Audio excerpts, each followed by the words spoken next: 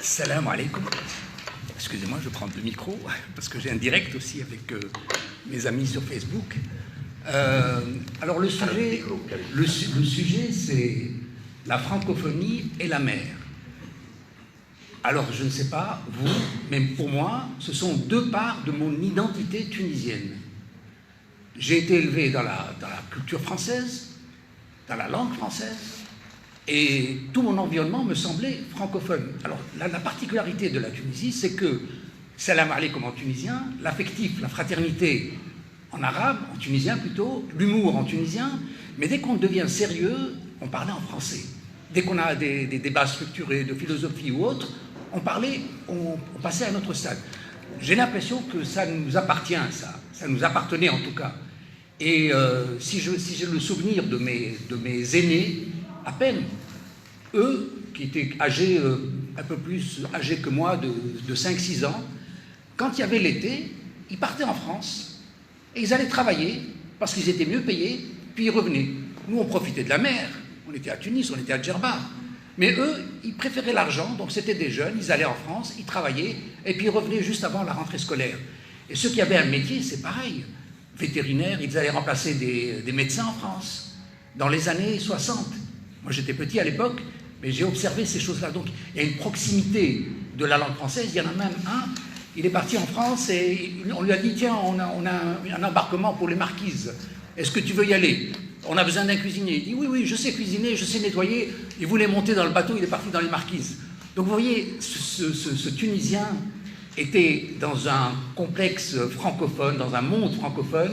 Et vous imaginez, si on avait gardé cette unité sur toute l'Afrique de l'Ouest, parce que beaucoup plus tard, quand je suis rentré dans ma vie professionnelle, j'ai travaillé en Afrique de l'Ouest. Mais vous n'imaginez pas, mais on se sent à la maison. Dès que vous arrivez à l'aéroport, on vous dit bonjour avec un petit accent local, vous reconnaissez le mauritanien, vous reconnaissez le malien, le sénégalais, mais le fond, c'est le français. Et donc ça vous donne une proximité extraordinaire. Donc c'est un avantage, un atout que nous avons, il ne faut pas le sous-estimer. On ne peut pas balayer une langue aussi facilement. Alors, je vais faire un petit récit historique en revenant à l'année 1539. Savez-vous qu'en 1539, le roi de France décida d'adopter une ordonnance pour adopter la langue nationale. La langue nationale, le français. On disait le François. C'était le français. Alors pourquoi François Ier a-t-il adopté la langue nationale du français? C'était justement pour se distinguer de Rome, parce que Rome voulait dominer l'Europe avec la religion et avec le latin. Et lui, il déclare sa langue Sha'biya, comme on dirait en tunisien, donc la langue nationale, la langue que l'on parle tous les jours. Et il a décidé donc d'adopter cette langue française qui a fait son chemin. Et pour ceux qui connaissent un peu l'histoire, c'est une époque assez passionnante, puisque c'est l'époque entre le roi des Francs, qui était François Ier, en Espagne et dans toute l'Allemagne, enfin, c'était le pouvoir des Habsbourg, c'était Charles Quint. En Angleterre, c'est le fameux Henri VIII. Et en Turquie, dans l'Empire ottoman, c'était le sultan Soliman le Magnifique. Donc vous imaginez dans cette même période des 4 personnalités, mais c'était une relation d'influence. Donc il fallait imposer le français. Alors si je parle de François Ier, il a apporté quelque chose d'original. Il a apporté quelque chose d'original. Vous savez que Charles Quint est le petit-fils d'Isabelle la catholique, celle qui a buté les musulmans d'Espagne. Par contre, François Ier, lui, c'était un bel homme, grand, il aimait les femmes, il aimait les messes pas trop longues, il aimait l'art, il aimait la culture, il parlait de paix. C'était pas un bon stratège militaire, d'ailleurs il sera emprisonné dans une bataille, mais il avait d'autres atouts. Et François Ier, même si ce n'est pas le premier, a initié une nouvelle politique, une politique de coopération. Et il a demandé à ce que l'on connaisse les cultures ottomanes sans a priori. Et donc il a fait tout un effort pour développer les sciences, pour développer les arts. Et cette politique initiée, bien que ce ne soit pas le premier, mais en tout cas, François Ier a initié cette politique de scientifique, culturelle, etc. Elle va se poursuivre par les suivants. Et le fameux Louis XVI. Louis XVI, vous savez que Bon, peut-être que tout le monde ne connaît pas l'histoire de France. Louis XVI a été guillotiné, mais vous savez que 2 jours avant d'être guillotiné, Louis XVI demande des nouvelles de la Pérouse. Il dit, que devient la Pérouse? Alors c'est quoi cette histoire de la Pérouse? La Pérouse est une expédition scientifique envoyée dans le Pacifique. Donc le roi de France, le royaume des Francs, a envoyé un bateau pour faire des études sur le climat, les vents, une connaissance du milieu, des populations, d'anthropologie. Et plus tard, Napoléon, ça fera pareil, il ira en Égypte avec des scientifiques avec lui. Et plus proche de nous, nous avons le commandant Cousteau, qui est très populaire. On dit, entre parenthèses, c'est possible, c'est parfaitement possible. C'est peut-être de la diplomatie, mais c'est peut-être que de la réalité aussi. Le commandant Cousteau a parcouru le monde pour des navettes scientifiques et il est parti assez frais au début. Donc vous voyez, cette culture française, c'est aussi la science, la culture. Donc il ne faut pas balayer cette langue aussi facilement. C'est une langue de connaissances, de compétences, c'est la langue des archives. Tout ce que je vous raconte aujourd'hui, moi je l'ai lu dans les archives. J'ai trouvé des choses extraordinaires. J'ai trouvé des bonhommes fabuleux qui ne sont pas célèbres de leur vivant, mais qui ont laissé des écrits délicieux. Et alors quand vous voyez ces archives, ils nous rapportent la connaissance, ils ont travaillé dans nos pays, souvent en Afrique du Nord, avec beaucoup d'amour. Et donc ça aussi c'est un peu la culture française. Alors Azine m'a demandé aussi de parler, puisque l'idée était venue de parler de la mer, à propos de la toison d'or. Effectivement, beaucoup ne savent pas ce que c'est que la toison d'or.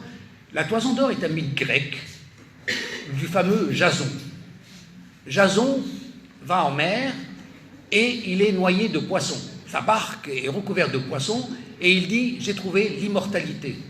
Et l'immortalité, c'est la toison d'or. Donc dans la mer de Triton. Mais ce que l'on ne sait pas, c'est que la mer de Triton, c'est le golfe de Burrara. La toison d'or, c'est Djerba. La Djerba est encerclée par la mer, elle est isolée par la mer au nord, par le Sahara au sud. Donc ce sont 2 déserts. Et là, vous avez une toison d'or. Alors, quand on vous parle de mythe grec, il faut savoir que les Grecs, ils accaparent la culture grecque. Ils mettent leur drapeau en disant « Mais non, la culture grecque, c'est la Méditerranée. » Donc c'était la langue de la Méditerranée. Nous pratiquions nous-mêmes le grec. Nous autres, nos ancêtres tunisiens, pratiquaient le grec. Et jusqu'à ce jour, dans la langue tunisienne, il y a encore des traces de grec ancien. Il y a quelques mots, les linguistes peuvent le dire. Il y a encore des traces de ce grec ancien. D'ailleurs, c'est pas pour rien que les Grecs, que les Maltais, que les Siciliens, que les Sardes apprennent facilement le tunisien. Ils vivaient avec nous. Par contre, c'était plus difficile pour les Français. Et on était surpris de voir que la bonne analphabète parle français et le boss français, lui, ne parle pas arabe. Il ne parle pas tunisien. Par contre, les Italiens, les Maltais, les Siciliens, les Sardes, la Sardaigne, les Grecs aussi, parce qu'il y a certainement dans notre langue des points communs, etc. Alors, donc, pour la toison d'or, je vous disais, tout le monde ne sait pas que la toison d'or, c'est le golfe de Burrara, c'est le lieu de l'immortalité. Et si je peux dire un mot, puisque nous sommes entre Tunisiens, le pont Kantara qu'on est en train de construire est une catastrophe pour nous autres. Comment est-ce que les pouvoirs publics ne se rendent pas compte du désastre qu'ils sont en train de faire? Ce pont Kantara est fait avec de la pierre très lourde. Il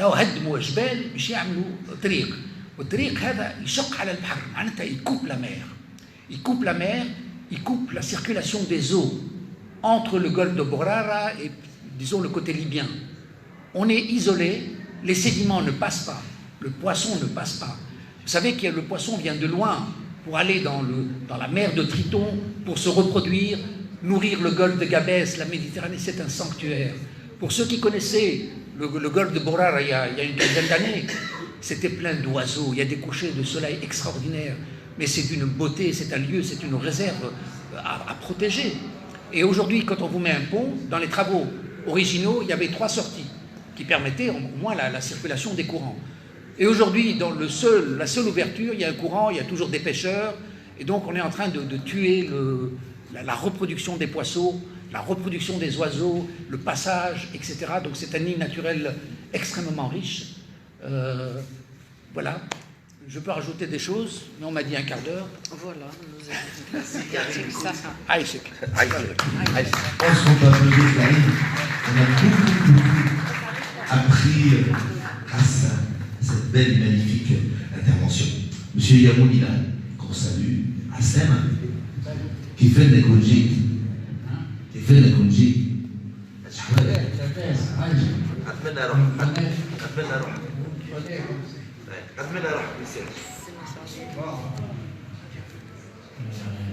كيفاش باش نقدم الرحلة؟ مسعود يمون tout simplement de reason natif de l'île de Djerba et on travaillé sur Djerba et sur d'autres îles de la Méditerranée. Et je fais partie d'un mouvement nord-sud, sud-nord, à travers ce qu'on appelle les autoroutes de la Méditerranée, passant par les îles principales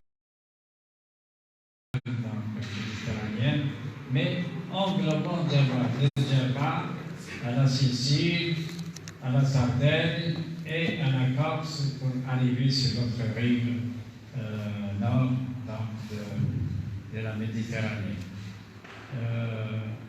Voilà. C'est bien. Juste de savoir avec nous, ça nous honore et ça nous fait plaisir. Surtout que ton musée il est super du côté de Nathar Lihan. Centre Lihan. J'ai, avant que ça soit créé ce centre méditerranéen, j'ai créé le centre international méditerranéen chez moi. Chez moi, ça veut dire j'ai commencé en 1974. Où? À Riesen-Siedlesheim, en face du lagon et de la Rasselman. C'est, disons, le site pour moi le plus intéressant depuis des millénaires. C'est là. Je peux vous rendre visite? Bien sûr qu'on va te rendre visite. C'est prévu. On viendra te voir, monsieur. Et le déjeuner compris? Déjeuner compris, oui, monsieur Ferrand. Déjeuner compris, il adore ça. Ahmed Kilani et Aboul, un bon petit quart d'heure. À peine, c'est bien. Merci Azdine, asalaamaaleykum.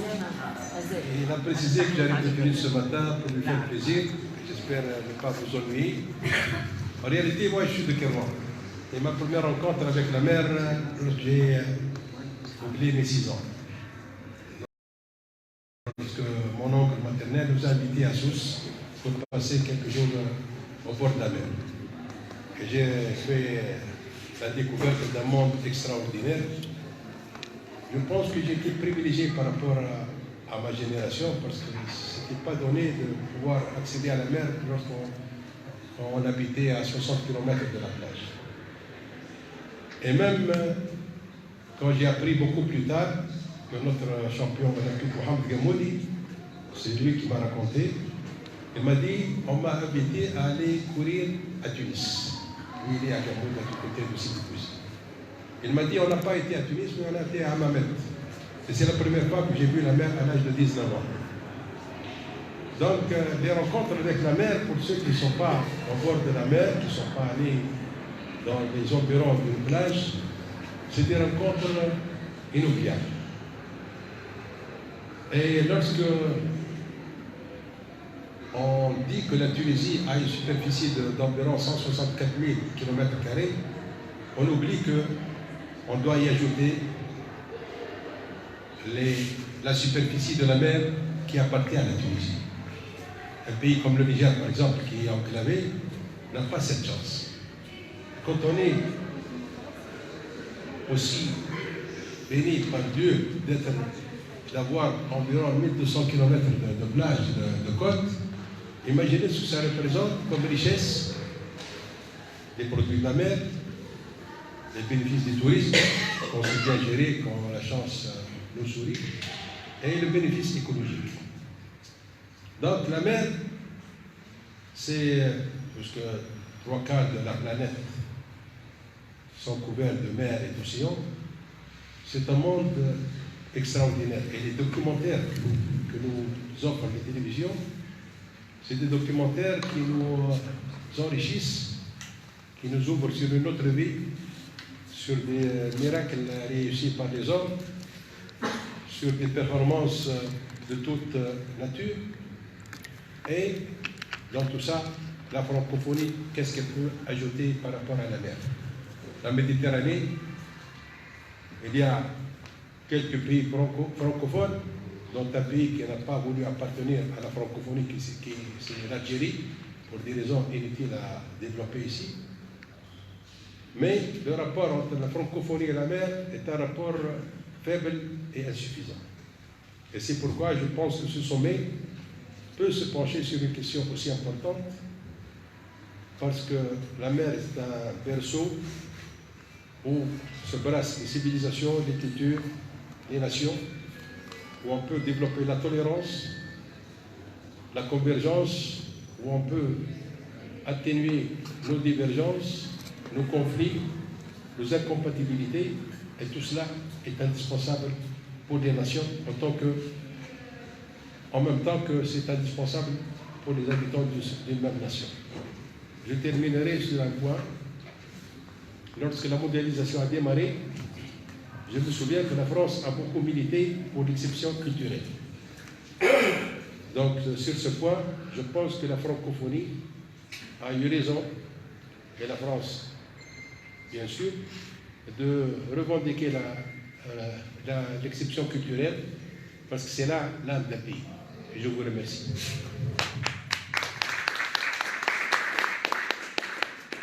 Merci, Mohamed. C'est 5 minutes. Excellent. Toutour. Comment ça va, Toutour? Ça va un peu bien. Un bon quart d'heure. Un peu plus quand même, parce que M. Kellen, il m'a laissé un peu de temps pour le remplacer. Exactement, merci. Donc, non, justement, je vais commencer par quelque chose de... L'ancien leader Bourguiba a dit « chouette privilège ». Donc, il faut un peu de théâtre. C'est Asdin. Vous vous rappelez un peu Jacques Martin dans Dimanche Matin, et nous sommes les invités.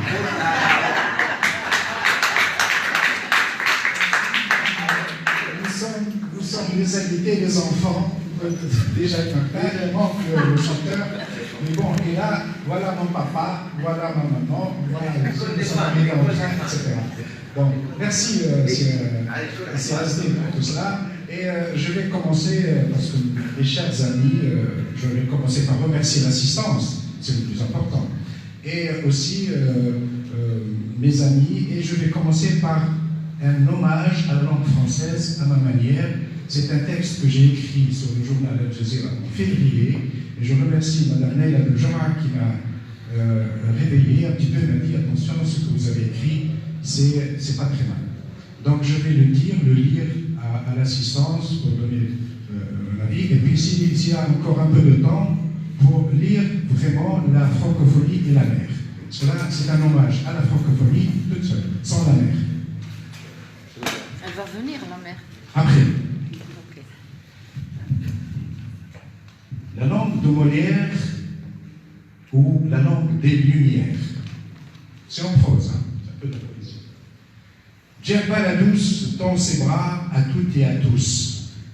Sera là Voltaire et toutes les lumières, Rousseau et tout ce qu'il y a de beau, D'Alembert et Diderot, l'endurance et l'encyclo, Condorcet, tout ce qu'il a écrit, tout ce qu'il a fait, Molière, ses pièces, ses critiques, son audace et sa carrière, l'âme rendue sur scène, dernier acte sans applaudis ni sirène, mais encore l'éloquence et d'antan, ses phrases et discours, rhétorique de patron, Robespierre, dur comme fer, sauve la République, le peuple et sa révolution, mate les hommes, auteur de reddition, Talleyrand et sa bande ne s'achètent et ne se vendent, Mais malins et chauvins se protègent et protègent la révolte sans la paix et sans les bons.